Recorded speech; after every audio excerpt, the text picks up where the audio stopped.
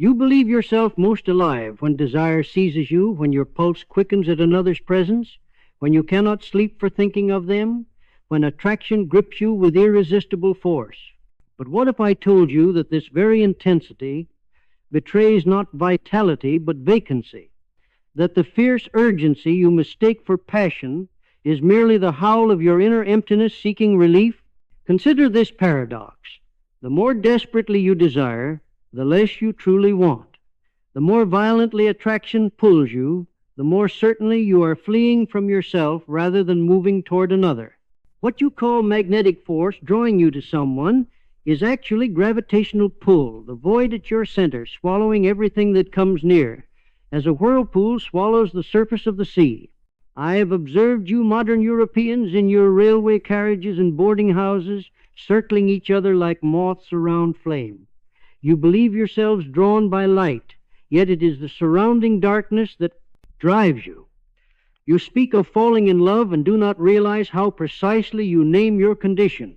It is indeed a falling, a collapse into the abyss you carry within. The question is not whether you feel attraction. The question is what actually moves you. What you call attraction is most often the gravitational pull of your own emptiness. I watched a professor in Basel pursue a woman with theatrical intensity, spoke of destiny, of soul connection, of irresistible force. Within months of marriage, he grew cold, distracted, resentful. The poor woman bewildered, believing herself somehow inadequate. But he had never desired her at all, only escaped from the silence of his bachelor rooms, from the unbearable confrontation with himself. Here is the truth you must face. Genuine desire flows from fullness and seeks expression. Counterfeit desire arises from emptiness and seeks escape. One reaches out, the other grasps. One dances, the other drowns. Before any pursuit, ask yourself this: am I drawn to this person's strength or seeking relief from my own weakness? If attraction feels urgent rather than joyful, compulsive rather than free, you are fleeing, not desiring. Notice whether intensity increases with unavailability and cools with possession. This pattern betrays emptiness. Every choice made from emptiness reinforces the void. Every choice made from fullness strengthens the self. This single insight prevents years of wrong choices, decades of wasted life. You cannot transform what you will not see clearly. Most modern Europeans are fundamentally hollow, emptied by Christianity's demand for self-denial, by industrial machinery reducing them to functions, by democratic thinking teaching constant comparison to others. I knew a merchant in Basel who could not eat a single meal alone without profound discomfort. He filled every hour with appointments, every silence with chatter, called himself social. I called him terrified. You must diagnose your own degree of hollowness. Here are the symptoms. Can you bear extended solitude, or do you experience it as deprivation? Do you constantly wonder what others think of you, measuring yourself by external validation? When desire arises, does it feel like something happening to you rather than arising from you? Do you require others to alleviate your boredom? Test yourself immediately. Spend 4 hours alone with minimal distraction, no visitors, no correspondence, no newspapers. Walk, sit, think. Notice when panic arises, when you reach for escape. The intensity of your discomfort measures your hollowness precisely. But do not cultivate shame from this recognition. Shame deepens the void. See clearly without judgment. Diagnosis precedes cure, but is not itself cure. You cannot transform what you will not acknowledge. I watched a couple in their boarding house, 15 years married, speaking only in cold necessity, each silently accusing the other of failing to fill them. They had fallen out of love, they said. Nonsense. They were never in love at all, merely two drowning people clinging together, pulling each other down. Every union built on mutual emptiness becomes a prison of resentment. You waste your one life in wrong embraces, with partners chosen not from genuine desire, but from desperate need to avoid solitude. Time is your only non-renewable resource. and you squander it in relationships that drain rather than enhance, that imprison rather than liberate. Children raised by empty parents learn emptiness. As their inheritance, the pattern perpetuates across generations unless broken. When you choose from emptiness, resentment accumulates inevitably. You blame the other for not being what no one could be. Examine your relationships honestly. Does your partner's presence enhance your existing vitality or provide vitality you lack? Can you separate without anxiety? If you find yourself in an emptiness-based union, you face a choice. Begin filling yourself while still partnered, or end the union and do the work alone. Both paths are hard. Only one is honest. Christianity systematically corrupted human desire by transforming it from natural expression into shameful sin. The ancient Greeks at their symposia celebrated desire as divine expression, honored the body's wisdom. But the medieval monastery mortified flesh, treated natural appetite as demonic temptation. Same drives, opposite interpretations. The religion born of resentment taught that desire is acceptable only when sublimated, redirected toward higher purposes, thus separating you from your body's wisdom, making you distrust instinct. By making natural appetite shameful, Christian morality ensured perpetual self-suspicion and dependence on external authority for validation. Examine your beliefs about desire. Do you feel shame about wanting? Do you believe genuine love requires suffering? Do you distrust your body's signals, preferring abstract ideals? These are symptoms of Christian infection. When desire arises, notice whether you immediately suspect it, judge it, need to justify it. Write down your 5 core beliefs about desire and love. For each, ask, is this truly what I believe or what I was taught to believe? Trace each belief to its source. Distinguish inherited poison from authentic judgment. Do not mistake this for license to act on every impulse. True instinct is disciplined and discriminating. All authentic desire arises from overflow, from surplus, from excess of vital force seeking outlet. The healthy organism desires because it is full, not because it is empty. I knew a painter in Sils Maria who worked with evident satisfaction, walked alone for hours with clear pleasure, required no audience for his joy. When he eventually married, there was ease between them, playfulness, mutual enhancement. This is the master principle. Desire from fullness looks, feels, and behaves completely differently than need from emptiness. Genuine desire involves joy and play. Counterfeit need involves anxiety and compulsion. Can you bear the object's absence without despair? If yes, desire. If no, need. Before acting on attraction, assess your current state. Are you full or empty? If empty, lonely, bored, anxious, postpone pursuit until you fill yourself. When full, notice how attraction changes. It becomes lighter, freer, more discriminating. Practice building fullness through solitary walks, absorbed work, genuine rest. For 1 month, pursue no new romantic connections. Instead, focus entirely on filling yourself, develop a craft, walk daily, create something. Notice how your pattern of attraction transforms when you're no longer empty. Warmth and independence coexist. This is not cold detachment, but warm self-possession. Emptiness-driven attraction displays specific symptoms: compulsive urgency rather than joyful ease, intensification with unavailability, experience of desire as alien invasion rather than natural expression. A colleague spoke constantly of a woman who rejected him obsessed, unable to think of anything else. He called it profound love. I observed the intensity grew precisely because she was unavailable. When she finally reciprocated, his interest cooled within weeks, not desire but fever. If you feel you must pursue or cannot help yourself, you confess emptiness. Genuine desire involves choice and freedom. Attraction that intensifies with rejection and cools with reciprocation is counterfeit.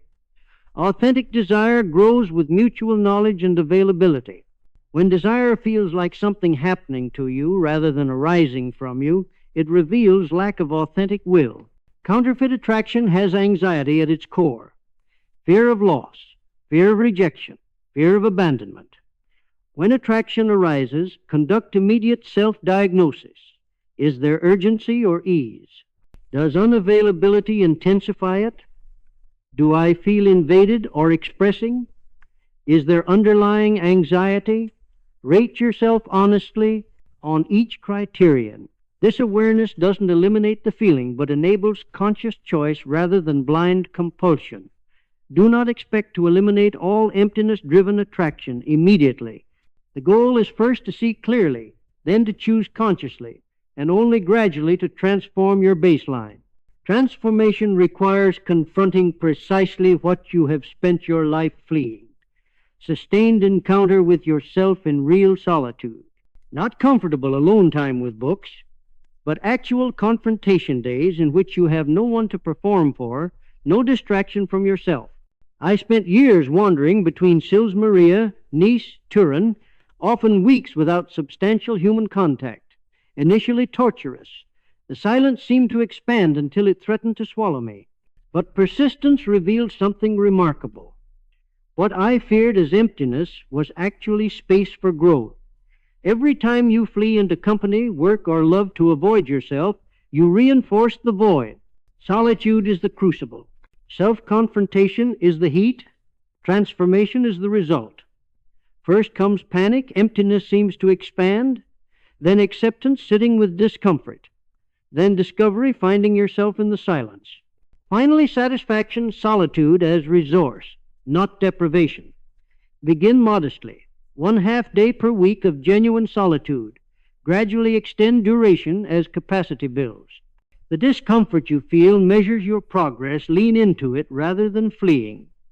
Do not confuse comfortable solitude with transformative solitude.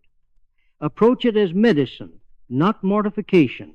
Tell someone your plan. Maintain physical safety. The emptiness you feared was never mere absence, but rather space kept vacant by perpetual flight. When you finally stop fleeing and remain in the silence, a remarkable reversal occurs. The void reveals itself as potential, as canvas awaiting your creation. A student once asked me, "What did you find in solitude?" I answered, "Myself, but not the self I imagined. Not a fixed entity, but a space of possibility. A potential I had never allowed to develop because I was always filling it with others' opinions, others' needs, others' definitions. What feels like emptiness is actually space for your own thinking, valuing, desiring. This space has been kept empty by your flight. The transformation occurs in 3 stages. First, panic. The void seems to expand. Second, stillness. Panic subsides. You exist in the space. Third, emergence, authentic preferences. Thoughts, desires begin to arise from within rather than being received from without. In sustained solitude, practice active receptivity. Ask yourself questions, then wait silently for genuine answers to arise. What do I actually value? What do I truly want? Notice the difference between immediate social training answers and slower, deeper responses from your actual center. Trust the latter. Do not expect dramatic revelations immediately. The emergence of authentic self is gradual. Filling yourself requires active work, developing independent thought, autonomous valuation, self-directed engagement with life. I observed mountain climbers in the Engadine. The difference between those ascending for the view, to tell others to prove something, and those climbing for the climb itself, absorption in the effort, satisfaction in the movement. The former always seemed dissatisfied, even at the summit. The latter found satisfaction in every step. You must learn to think your own thoughts, not borrowed opinions. Force yourself to form opinions on matters before reading others' views. Write your thoughts, then compare with authorities. This develops authentic judgment rather than sophisticated parroting.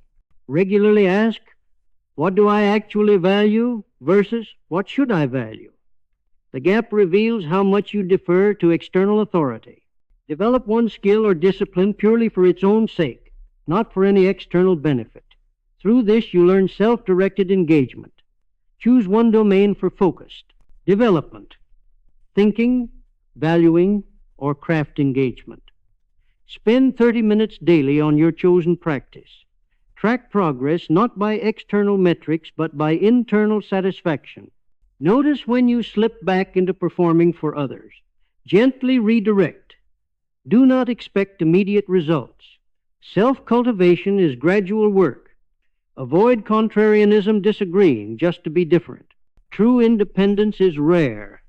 Authentic desire manifests as recognition rather than need the recognition of compatible force, kindred vitality, answering strength. The painter instills Maria and his eventual wife. I observe them together. Notice the quality ease, laughter, comfortable silence, ability to disagree without threat. Neither seemed diminished by separation, enhanced by reunion. They danced rather than clung. Genuine desire feels like reaching out from fullness, not grasping from need. It involves joy and curiosity, not anxiety and compulsion. Does this person's presence enhance your existing vitality or promise to provide vitality you lack?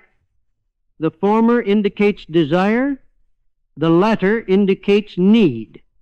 Can you choose their company freely, or do you need it desperately? Genuine desire preserves freedom. Need creates dependence. Authentic attraction deepens with knowledge and time. Counterfeit attraction peaks early, then diminishes. When experiencing attraction, consciously assess its quality. Is there lightness or heaviness, joy or anxiety, freedom or compulsion, enhancement or completion? Write these observations immediately. Feelings change with time, but written records preserve truth. Do not expect genuine desire to feel like dramatic intensity you're accustomed to. It's often quieter and steadier.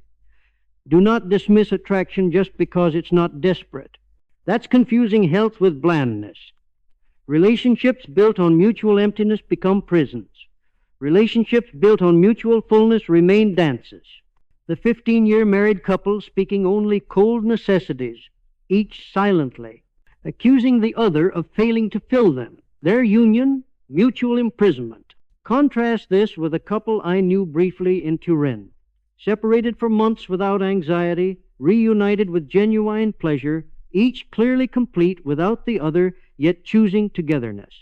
Prison indicators: anxiety with separation, constant monitoring of partner's mood, silent accusations of inadequacy, accumulating resentment, feeling drained by togetherness, inability to maintain individual interests. Dance indicators: ease with separation, joy in reunion, absence of anxious monitoring, mutual enhancement, increasing vitality in togetherness, each maintaining full individual life. Ask yourself, does this relationship expand or contract my life? Prison contracts. Dance expands. In prison relationships, partners silently resent each other for failing the impossible task of filling them. In dance relationships, gratitude replaces resentment. Assess your current relationship using these criteria. B. Ruthlessly honest. If predominantly prison pattern, you face a choice. Transform the relationship by filling yourself first, or end it and do necessary work alone. Attempt transformation before abandonment. But recognize that patterns follow you. The grass is not always greener. Once you've filled yourself and learned to desire authentically, you face a new challenge. Navigating a world where most people remain empty and relationships remain counterfeit. After my break with Wagner, I was called cold, arrogant, impossibly demanding. Old acquaintances could not understand my increasing selectivity, but I had learned better genuine solitude than counterfeit connection. Better one real conversation annually than weekly performances of intimacy. Those who live from emptiness will attack your fullness because it reminds them of their lack. Expect and dismiss this judgment.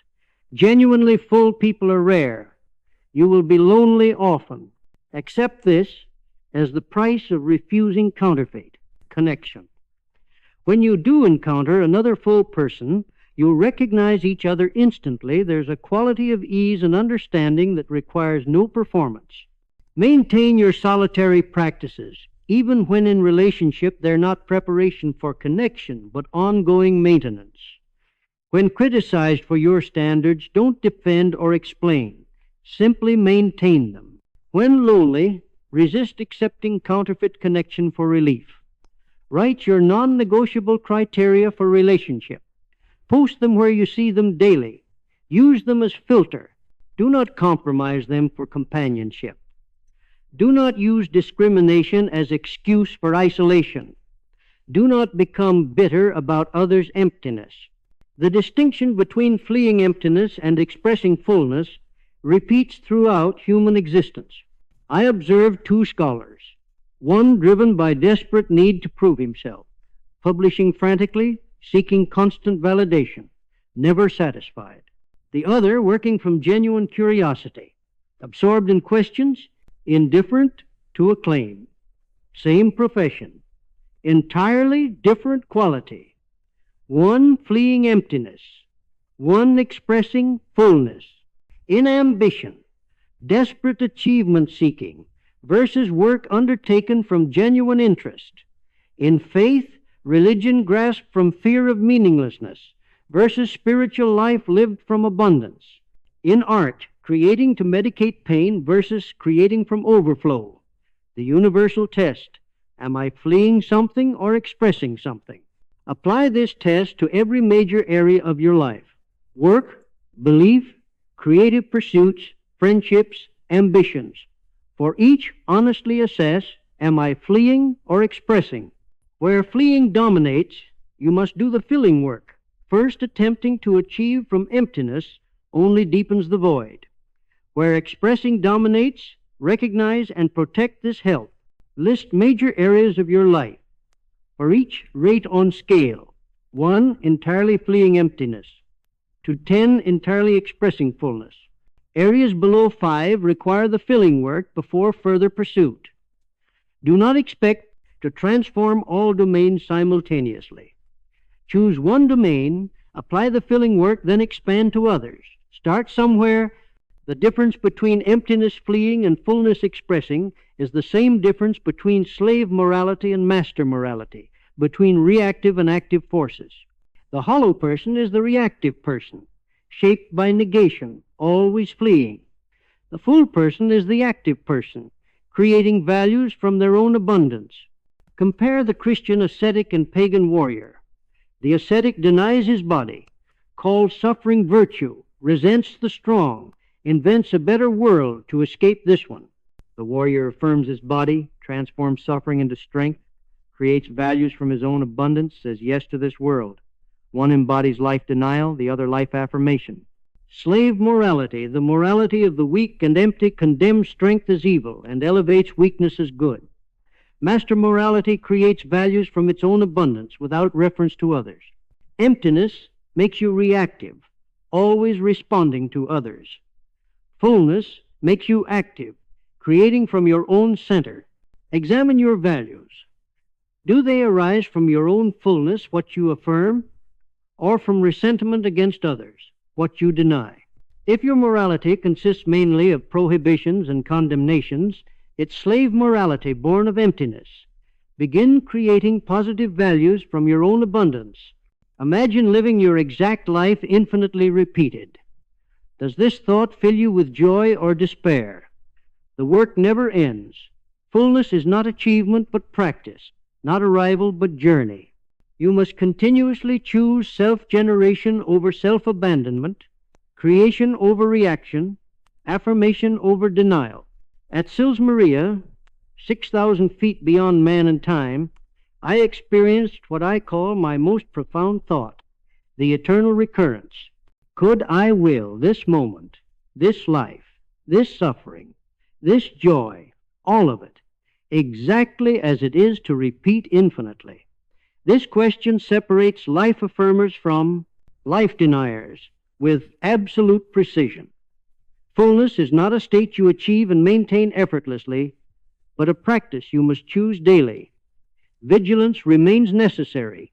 Regression is always possible. Amor fati, loving your fate not despite its suffering, but including its suffering. Saying yes to existence so powerfully that you could will its infinite repetition. Each morning, practice the question, could I will today's events, all of them, pleasant and painful, to recur eternally? This focuses you on affirmation rather than avoidance. When facing difficult choices, ask, which option could I will to recur eternally? Each evening, review your day. For each significant event, practice saying, yes, I will this to recur eternally. Notice where you hesitate. Do not expect to achieve perfect amor fati. It's an ideal that guides. The fullest affirmation is warm, not cold. You have been given difficult truths. Most will not choose transformation. But for those rare individuals who possess courage to face what they have been fleeing for you, the invitation stands. Will you climb?